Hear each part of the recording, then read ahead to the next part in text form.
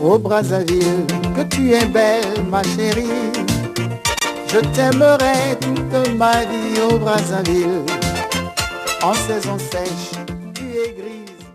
Bonjour peuple congolais, bonjour madame, messieurs. Cela nous fait également plaisir de comprendre que vous êtes tellement nombreux de nous suivre. Vous nous suivez de partout.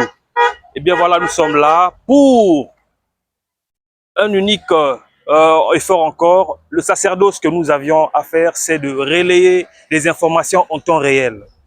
Vous avez parlé, vous avez appelé, vous avez demandé que l'émissaire de la République descende sur place ici à Mayanga afin de venir constater pour vous et ainsi que pour les politiques, pour les classes sociales, tout ce qui entoure la société, de vous donner des informations en temps réel concernant l'érosion qui est en train de menacer carrément la voie principale de Mayanga. Mayanga, c'est un quartier qui se situe dans la commune 8 de Madibou. Et bien voilà, Mayanga est en train de subir une érosion qui est en train de lui convoiter. Les populations de Mayanga sont en train de voir, pour certains, les maisons en train de partir à l'érosion. Pour d'autres, ils sont en train de se prévenir comment ils vont faire afin que cette érosion ne les gagne pas, afin que cette érosion ne puisse pas prendre le dessus sur eux. Maintenant, la question revient à dire, à qui vont-ils s'adresser? Eh bien voilà, ils ont demandé à leur humble serviteur, leur frère national, l'émissaire de la République, qui est arrivé sur place pour constater pour eux. Et voilà, le constat est amer. Le constat n'est pas bon.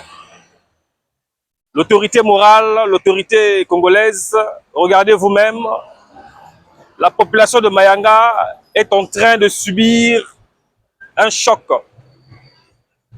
Dans 2 matins, on risquera de voir cette voie se couper. Et il n'y aura plus de trafic entre les 2 zones. Il n'y aura plus de trafic. Qu'à cela ne tienne, nous venons encore ici pour marteler auprès des autorités, pour marteler auprès de la municipalité, pour marteler auprès de son Excellence, le président de la République. Papa, regardez, nous sommes menacés ici. Nous savons que cela est déjà arrivé sur la table. Vous aurez juste à mentionner la signature puis commencer les travaux. Cela nous fera du bien pour voir des engins arriver sur place pour commencer les travaux. Ça nous fera également du bien pour voir la population de Mayanga s'apeser dans le fait que le président de la République a pris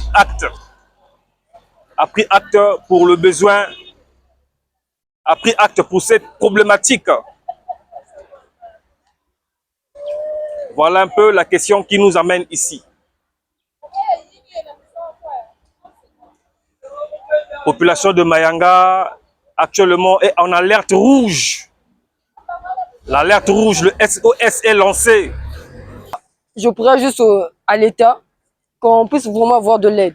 Parce que si, imaginons que cette voie, ça se gâte, nous, on n'aura plus la chance de pouvoir partir à l'école. Il y aura parfois des ceux qui ont, par exemple, des difficultés pour partir à l'école.